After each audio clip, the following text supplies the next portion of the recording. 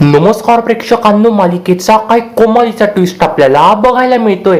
आता इकडे ह्या नालायक राजकुमारनी सारंगला जीव घेणार जो काय खाल्ला रचलेला असतो ना, तो सगळा आता इकडे तिलोत्तमा समोर उघड येतो. आता इकडे राजकुमारचे काळे धंदे उघड येतात. तर ते कशा प्रकारात होतं, काय काय होतं तेच आपल्याला आजच्या व्हिडिओमध्ये जाणून घ्यायचं आहे. अजिबात वेळ न घालता व्हिडिओला सुरुवात करूया.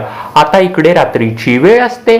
आता इकडे हा सारंग म्हणतो, काही देखील झालं ना तरी मला ह्या कंपनीमध्ये जास्त दिवस काही देखील राहायचं नाही आहे. बरं, मी आईच्या इच्छेनुसार ही कंपनी जॉईन केली आहे, पण मला या कंपनीमध्ये पहिले सारखं अजिबात काही देखील करमत नाहीये. जेव्हा सावली होती तेव्हा मला या कंपनीमध्ये फार असं करमायचं. बरं, पण आता मला त्या कंपनीमध्ये काही देखील करमत नाहीये. पण मी या कंपनीमध्ये फक्त याच्या करता मला सावली नाव बदलू द्यायचं नाहीये. जर का मी कंपनी सोडली तर आई हे नाव बदलून टाकेल. बरं, याच्या करता मला मजबुरी खातर या कंपनीमध्ये राहावंच लागतंय. पण मी आईला सांगेल, काही देखील झालं ना मी कंपनी सोडून जाईल. बरं, लवकरात लवकर जास्त दिवस या कंपनीमध्ये राहणार नाही. बरं, पण प्रेक्षकांना या राजकुमारला कसलं काही दमदीर असतो. बरं, या राजकुमारला असं वाटत राहतं आता एकदाचा सारंग कंपनीमध्ये आला आहे. बरं, आता सारंग काही देखील कंपनी सोडणार नाही. आता सारंग काही देखील त्याची खुर्ची सोडणार नाही.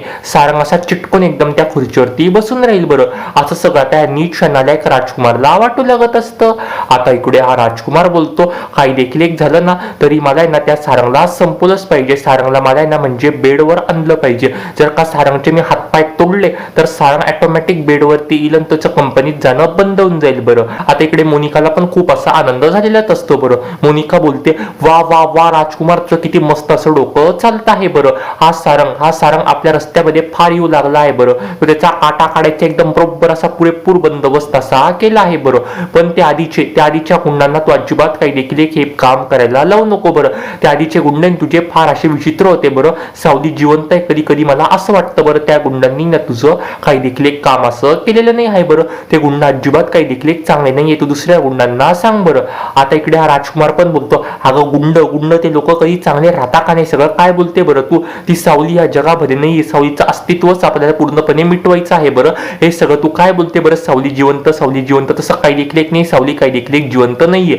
आणि ते गुंड माझ्या विश्वासातले. बरं, जर का मी एखाद्या नवीन गुंडाला कोणाला हे काम सांगितलं ना तर ते गुंड ना डायरेक्ट हे सगळं सारंगला पण जाऊन सांगू शकता, हे सगळं आईला पण जाऊन सांगू शकता. बरं, जर का त्या सगळ्या गुंडांनी जर बाकीच्या कोणाला हे सगळं सांगितलं तर आपलं काही देखील एक खैर नाही. तुझ्या बरोबर आहे ना, मला पण या घराच्या बाहेर जावं लागेल. बरं, तू म्हणते तसं काहीच नाही, मी त्याच गुंडांना कॉल लावतोय असं म्हणून प्रेक्षकांना आता इकडे ना राजकुमार पण त्या गुंडांना सा कॉल लावतो. बरं, राजकुमार म्हणतो गुंडांना, सारंग मेंदळे त्याला तुम्हाला आज मारायचं आहे. बरं, त्याला चांगलं तसं धुवून काढायचं आहे. बरं, त्या सारंगच्या असे तुम्हाला हातपाय तोडायचे आहे ना, तो कंपनीमध्ये काही देखील एक जाता कामा नाही. बरं, कमीत कमी तो 5-6 महिने तरी असा घरातच बसून राहायला पाहिजे. बरं, ते गुंड बोलता, हो साहेब, तुम्ही अजिबात काही देखील एक काळजी करू नका. बरं, तुमचं काम असं होऊनच जाईल. बरं, फक्त पण ते पैसे जरा त्याचं तुम्ही बघा. बरं, आता इकडे राजकुमार पण बोलतो, हो, काम झालं का मला सांग, तुला मी पैसे पाठवतो असं म्हणून राजकुमार पण फोन असा कट करून देतो. आता इकडे दुसऱ्या दिवशी सकाळी सारंग असा मस्त तयार होऊन ऑफिसला जाण्याकरता असा निघालेला असतो. बरं, आता इकडे सारंग पण ऑफिसला जायला गाडीतनं बसलेला असतो, तर रस्त्याने जाऊ लागत असतो. आता रस्त्यामध्ये प्रेक्षकांना गुंड येतात. गुंडात एक सारंगची गाडी अशी अडवता. बरं, आता प्रेक्षकांना सारंग पण बोलतो, रस्त्यामध्ये का बरं गाडी अशी अडवली आहे. बरं, आज जर काही गाडी ठोकल्या गेली असती तर मग मला काही झालं असतं, तुला काही कळतं तरी आहे का, रस्त्यात मध्येच का बरं गाडी आणली. बरं, मला काही लागलं विगलं असतं मग. आता इकडे ते गुंड पण बोलतो, उलट मी रस्त्यातनी गाडी आणली, रस्त्यावर तू गाडी आणली, तुला काही नीट गाडी चालवता येत नाही का असं म्हणून प्रेक्षकांना त्यातलाच एक गुंड बाहेर निघतो. बरं, तो सारंगची ना गाडीची ना चाबी अशी ओढायचा प्रयत्न करू लागत असतो. पण आता इकडे हा सारंग बोलतोय, सगळं काय करतोय बरं तू. आता तो गुंड पण त्या सारंगला हल्ला करतो. आता इकडे सारंग पण ना दना त्या गुंडांना असा मारू लागत असतो. बरं, आता प्रेक्षकांना ते गुंड एकदम असे घाबरून जाता. बरं, ते गुंड बोलता, अरे हे तर आपण विसरूनच गेलो. बरं, मागच्या वेळेस हाच माणूस होता, हाच माणूस तो घेऊन गेला होता. बरं, त्या मुलीला आपल्या सगळ्यांना मारून आणि परत हाच माणूस आला. बरं, हे कसं काय आपण इतकं मोठं असं विसरलो. बरं, असं ते गुंड बोलू लागत असता. बरं, ते गुंड असं एकदम पळ काढायचा प्रयत्न करू लागत असता. तेवढ्याच प्रेक्षकांना तिथे काय मस्त अशी देवाची एंट्री होते. बरं, आता इकडे देवा बोलतो, देवा इज इयर. आता ह्या गुंडांना अजिबात माफी मिळणार नाही असं म्हणून प्रेक्षकांना तो देवा पण त्या गुंडांना फार असा मारतो. बरं, देवा त्या गुंडांना पकडतो. आता इकडे देवा म्हणतो त्या गुंडांना, हे सगळं तुम्हाला करायला कोणी लावलं. बरं, सारंगवरती हल्ला करायला तुम्हाला कोणी लावला होता. बरं, आता ते गुंड एकदम असे घाबरलेले असतात. बरं, ते गुंड बोलता, अहो साहेब आम्ही यांच्यावरती अजिबात काही देखील हल्ला करत नव्हतो, ती रस्त्यात गाडी आली म्हणून असं आम्ही यांना थोडासा मारायचा प्रयत्न केला, पण सॉरी साहेब, मला माफ करा. बरं तुम्ही. आता इकडे देवा पण बोलतो, माफी बिफी काही नाही, तुम्हाला कोणी पाठवलं होतं बरं? सारंग बोलतो नाही नाही नाही, ह्या माणसानं मी कुठतरी पाहिलेलं असं वाटतंय बरं देवा. आता इकडे सारंगला एकदम असं क्लिक होतं बरं. सारंग बोलतो ह्या माणसांना तर मी 8 वर्ष आधी भेटलो होतो बरं. म्हणजे ओवी हे गुंड तर ओवीला त्रास देऊ लागत होते बरं. हे गुंड तर ओवीचा जीव घेणार होते बरं. मी ओवीचा जीव या गुंडांपासूनच तर वाचवला होता. हेच तर ते गुंड होते 8 वर्षापूर्वी बरं. आता इकडे ओवीचे खरे आई बाबापर्यंत मला हेच लोक असे पोहोचून देऊ शकता बरं. आता प्रेक्षकांकडे सारंग पण बोलतो सांगा त्या मुलीचे आई बाबा कोण होते बरं? तुम्ही त्या मुलीला कुठनं आणलं होतं बरं? हे सगळं तुम्ही काय वागत होता बरं? आता प्रेक्षकांना ते गुंड एकदम असे घाबरून जाता बरं. त्या गुंडांचं एकदम थोडासा बंद झालेलं असतं बरं. ते गुंड काही देखील बोलायला तयार नसता. पण देवा असा काही त्यांना इंगा दाखवला ना, ते गुंडाशे पोपटासारखे बोलायला लागता बरं. आता इकडे देवा म्हणतो त्या गुंडांना मला खरं सांगा बरं का. आता इकडे डायरेक्ट ते गुंड पण बोलता राजकुमार साहेबांनी मला हे सगळं करायला लावलं होतं बरं. राजकुमार साहेबच मला बोलले होते बरं त्या मुलीला आहे ना डायरेक्ट घ्यायचं आणि मारायचं बरं. त्याच्याबरोबर एक मुलगा पण होता बरं, पण तो मुलगा आमच्यापासून निसटला बरं. फक्त आमच्या हाती ती मुलगी अशी आली होती बरं.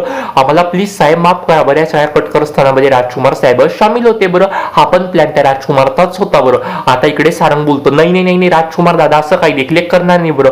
उगाच तुम्ही ना त्याच्यावर खापर असं फोडू नका बरं. तुमच्या ज्या चुका आहे ना तुम्ही त्या चुका माझ्या भावावरती अजिबात अशा फोडायच्या नाही बरं. नाही तर मी तुम्हाला अजिबात काही देखील सोडणार नाही बरं. एक वेळेस मी तुम्हाला माफ केलं असतं, पण तुम्ही माझ्या भावावर, माझ्या सख्या भावावर तुम्ही आणताय. तुम्ही फार चुकीचं वागताय बरं. पहिले दादा असा वागू शकला असता बरं. पहिलेचा दादा आत्ताच्या दादामध्ये फार असा फरक आहे बरं. पहिले तो फार असा कटकारस्थानी करायचा, पहिले तो फार असा चुकीचा वागायचा बरं. पण तो आता सुधारला आहे बरं. आता तो असा अजिबात काही देखील एक वागत नाही बरं. त्याच्यावर अजिबात तुम्ही असा आणायचा नाही बरं.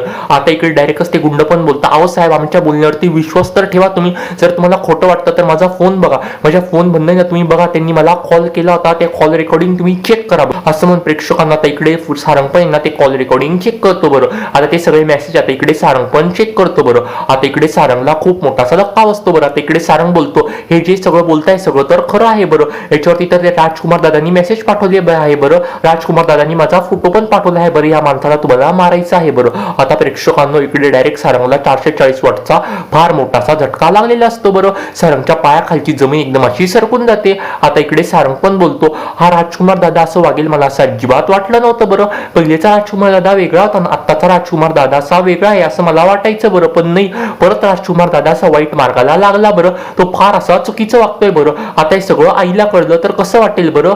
आता इकडे आईला हे सगळं कळता कामा नये बरं. आता इकडे देवा पण बोलतो अरे सारंग मला इमोशन सगळे कळताय बरं, पण हे सगळं तुझ्या आईला जाऊन सांगितलंच पाहिजे बरं. जर काय सगळं तुझ्या आईला सांगितलं नाही ना तर तिचा असा अंधारा विश्वास राहील तो राजकुमारवरचा बरं. हा राजकुमार फार असा वाईट वागू लागेल बरं. हे सगळं आपण ना आईला सांगितलंच पाहिजे. आता इकडे सारंग पण बोलतो पण कोणत्या तोंडाने मी हे सगळं सांगू बरं आईला. आता इकडे घरामध्ये कोणीच नाहीये बरं. आता फक्त हा राजकुमार दादा मीच आहे बरं. बाकीचे सगळे जण या घरामध्ये नाहीये बरं. बाकीचे सगळे घर सोडून गेले बरं. बाबा पण आता कुठेच नाहीये. बाबा पण या जगात नाहीये असं आई मान्य पण करत नाही बरं. तसं तर मला पण मान्य होत नाहीये. पण आता हे सगळं मी कसं काय आईला सांगू बरं. जर का बाबा असते तर मी तरी सांगायचा प्रयत्न केला असता बरं. आता इकडे देवा बोलतो तू अजिबात काळजी करू नको, मी तुझ्या सोबत येईल बरं असं म्हण. प्रेक्षकांना आता इकडे डायरेक्टच आहे ना देवा आणि सारंग दोघंही मिळून तिलोक तुम्हाला जे काही सगळं घडलेलं असतं ना ते सगळं सांगणार असतं बरं. आता इकडे तिलोक तुम्हाला ते सगळं कळल्यावरती तिलोक तुम्हाचा कोणता निर्णय असेल, तिलोक तुम्हा राजकुमारला कोणती शिक्षा देईल. आता ही मोनिका या सगळ्या कटकारस्थानामध्ये पुढे काय पाऊल उचलेल. मोनिका तिचा पूर्ण कटकारस्थान करेल का. राजकुमारचा पण खरा चेहरा आता इकडे उघड येणारच आहे, पण त्याच्यासोबत मोनिकाचा पण खरा चेहरा उघड येईल का. मालिकेत नेमकं पुढे काय काय होईल ते सगळं आपल्याला येणाऱ्या भागामध्येच बघायला मिळणार आहे. जर का अशाच मालिकेच्या डेली अपडेट जर का तुम्हाला सर्वात आधी बघायचे असेल तर आपल्या चॅनेलला आता सबस्क्राईब करा. धन्यवाद.